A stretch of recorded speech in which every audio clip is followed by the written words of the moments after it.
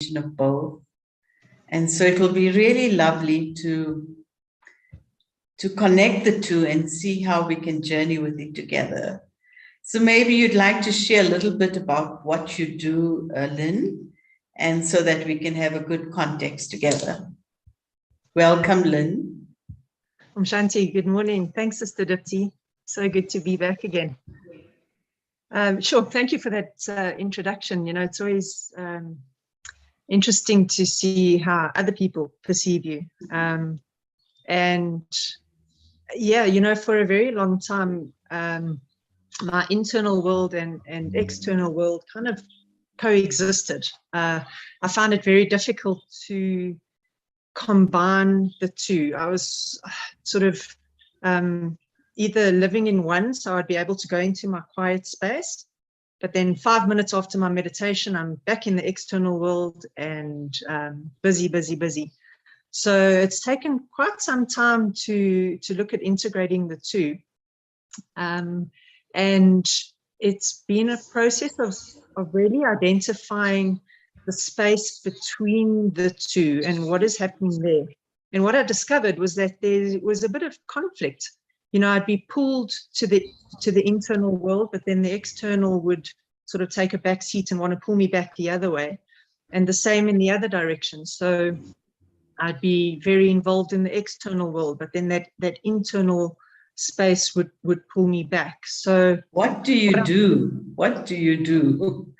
So I've had to really look at that, and what I've discovered is that that space between the two actually became a bit of a cave, and it was a very closed space. So what I'm doing now is visualizing it as a gateway, so that there's an open flow between the internal and the external, and that seems to be working really quite nicely. So wonderful. So I know that you are amazing with young children, very young, between 3 and 5, I think, or 4 and 6, and they require full energy. And on the other side, I know that you are very actively a runner. And so these energies do require that input on a physical level as well.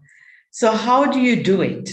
What do you do? Just think about a typical day at your school with all these little ones, little angels full of energy coming. How do you manage?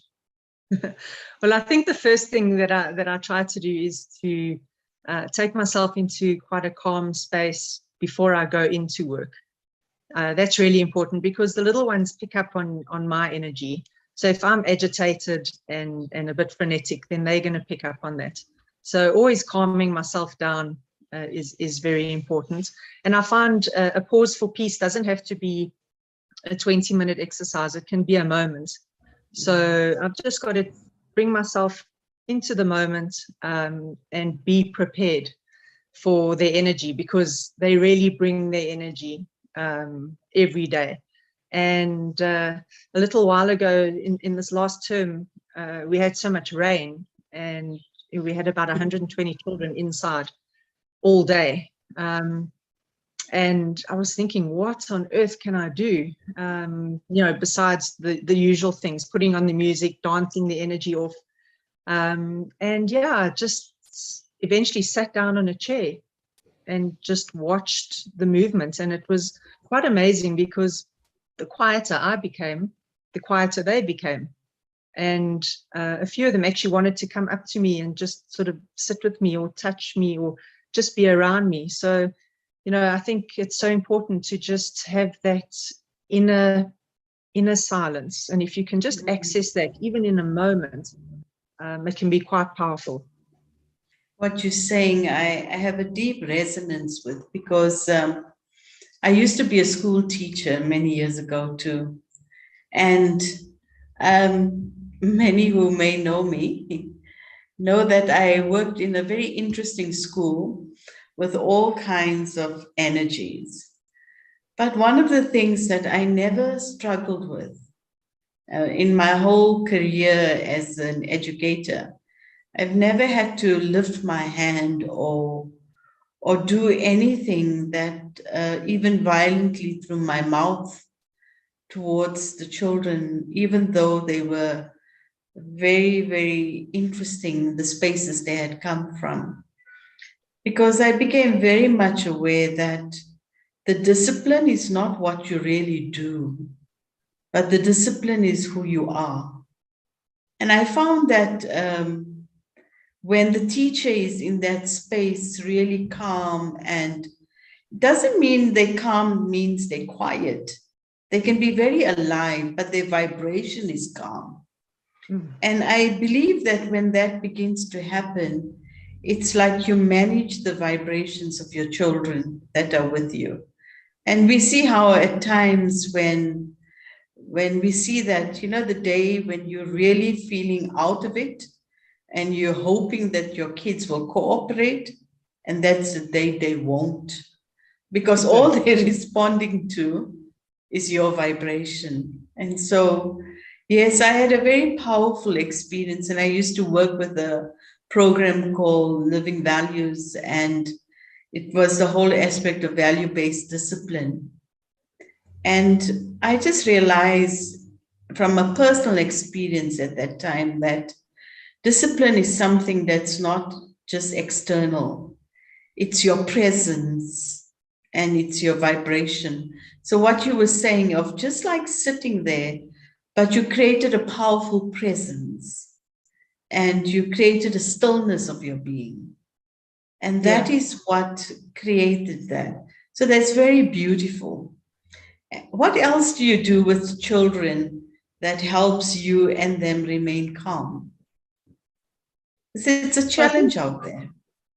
Yeah, it's a challenge. It really is. I think also just in connection with what you're saying, respect is such a big thing.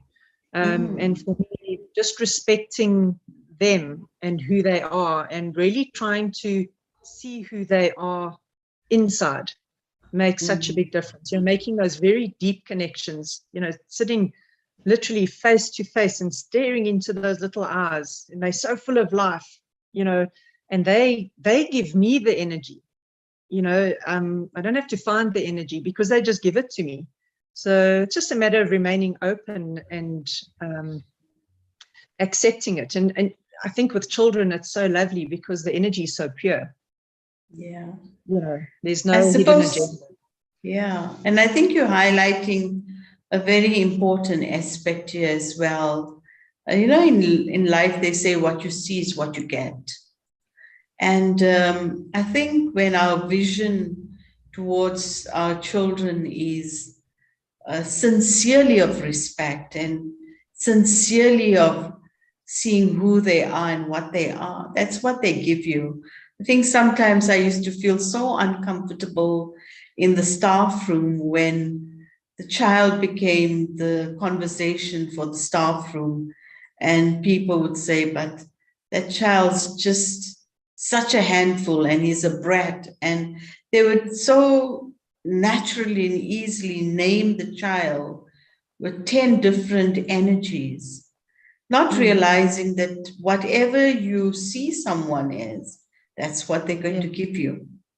Yes. You know, so it's so important. And I would find that the same child who was really giving a problem to many teachers in my classroom, it's not that I was doing anything so different, but I really made sure that it was my duty to see them in the right way. I remember many of the children, especially in our schools here in Africa and South Africa, many of the names are very value-based names. Like, so I would play with, like, for example, there was a child in my class whose name was Umpo. And I would always keep saying, you're a gift, because Umpo means gift, you know? Yeah. And then there was another child whose name was Nkululeko. And I say, you bring freedom to life. And so really, if you just use their names and give life to their names. And I remember this one child who never had a very dry energy as such. And her name was Lerato. And I said, but you really bring the gift of love. And she said, me, no ways. I don't feel love. And every time I kept reminding her that her name is Love. And I would call her Love, I would call her Lerato. And she says, you're trying to melt me, aren't you? And it was the reality, you know. I think this is how we meet that internal world and that external world, by our attitude and our things. But I also am aware, Lynn, that you do certain activities with the children. It's not all so energized. There are times when you relax them. And how do you do that? Yeah. You know, in some ways it's easy if I want to get their attention. You know, just use visual cues, or a little song, or, you know, we'll start a song and then I'll stop singing and then just do this, you know, and then they just copy me. And then it just sort of settles them down. But you spoke a little earlier about the values-based system that you were using, and thank goodness for the book that you so graciously given to me, because I use that such a lot too. And we often do a pause for peace, even in the midst of absolute chaos. In fact, that's when I like to do it, because it shows such a contrast between the space that I'm able to create and then, you know, what's going on around me. And that's really just letting them lie down, focus on their breathing. I read them a little story. That's usually based on good values. So love and respect and peace and being kind to your friends, you know, something like that. And it often takes them into very, very deep spaces. And we access those internal worlds. And then I ask them to think about love, think about a person that you want to send love to, and they do. And it's incredible. Wow. The vibration of the whole class is just, it's lifted unbelievably, because they're incredibly powerful. You know, if you access those spaces, they are so powerful. And then afterwards, we'll have a little bit of a chat, and I'll ask them, you know, what colors did you see? Who came into your space? And there again, also the things that I learn from them, it's just incredible. I So, suppose yeah. it's really a balance, isn't it? Because I've watched how you've been able to create these silent moments with them. And I suppose that helps you too to be in that space. And yet at the same time, children need physical energy and they need to be energetic. And I suppose it's the balance between the two that is needed. Yeah. And Lynn, on the other side, which I've promised you one day, is I'm going to run with you. Well, it's going to happen one day. But we have this quiet joke between Lynn and I that I have to train for this moment because she just runs forever. And so again, on that level, I know that you're quite active in many different sports, actually, not just as a runner. Yeah. Again, how do you create the balance? Because sometimes people get so caught up in their physical activity that there's even though they're busy doing it, they're not relaxed. You know, certain of these sports supposed to relax you, but they become so absorbed in the sport itself that their energy is not actually relaxed. Yeah. Where do you see the need and what can be done so that people who invest so much time in real sports to want to relax actually are busy doing things but not actually relaxed? Yeah. You know, I see it all the time. Often I'll see people running with earphones in their ears and the music's going, you know, full blast, and it's or they get into the competitive side of it. And I've got to watch myself. I must be honest, I've got to watch myself on that, because if somebody's ahead of me, I've got to go and catch them. But what I try to do, and often, especially running out in nature, you know, is to is to run for God. So I'll just say, God, come and run with me. Let's have this experience together. And straight away, it takes me, into a whole different space, and I'm able to appreciate what's around me so much better. And also just to, even when I'm absolutely dying and I'm running up a hill and I'm absolutely exhausted, go, let's have this moment. Let's really, really be in this moment and see what it feels like. So yeah, I have these little things that I do all the time that just connects me to the moment, to my body, because you're running in a good space, heart's beating, the blood's pumping. It's a good feeling. And I think with the work that I do, I have to have that release, to just to burn some of that energy off. But it has to also be a mindful exercise. Yeah. And I really think it's this balance in the many different things that we do about that internal world and that external world. So this week is still school holiday for many teachers and children. If there's one bit of advice you'd like to give a parent today that may be listening in, to support them in this internal external balance, what is it that you'd like to offer as a bit of advice through your own experience to any parent that's with us this morning? Sure.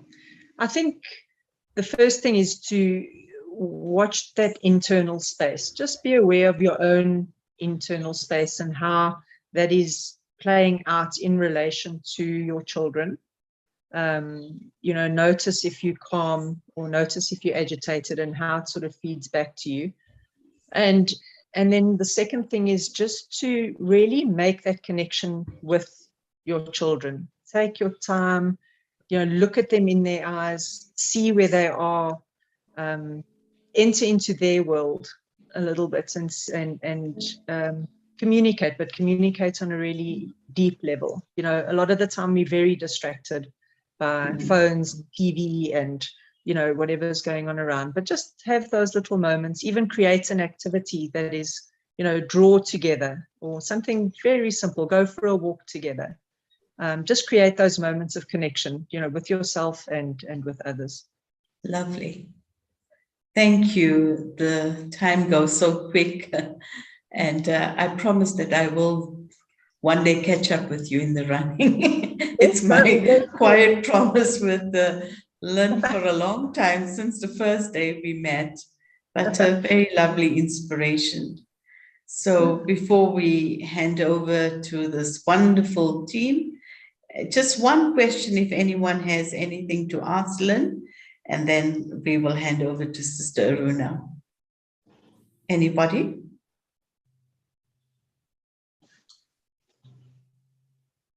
Any thoughts?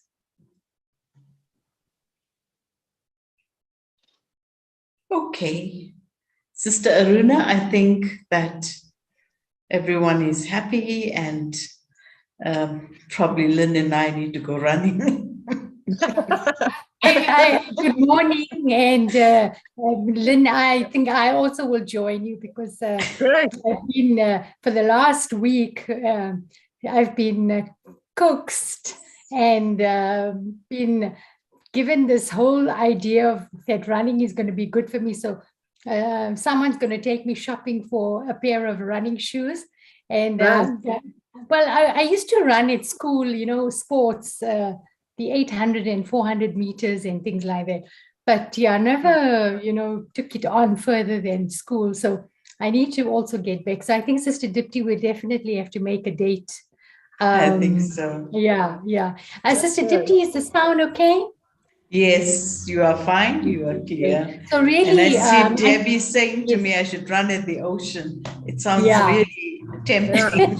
Thank you, Debbie. Yeah. And beautiful conversation, Sister Dipti. I think it's really beautiful how when you were saying, using the names, the virtues and the qualities. So today our topic of application will really, that we need to apply all of these things in our life to make it spiritual, to, so as we create these habits and implement it into our life, it starts to, make sense, and we see the benefit. And thank you, Sister Lynne, for being with us this morning, and lovely to have you. Thank you so much. I'll see you outside.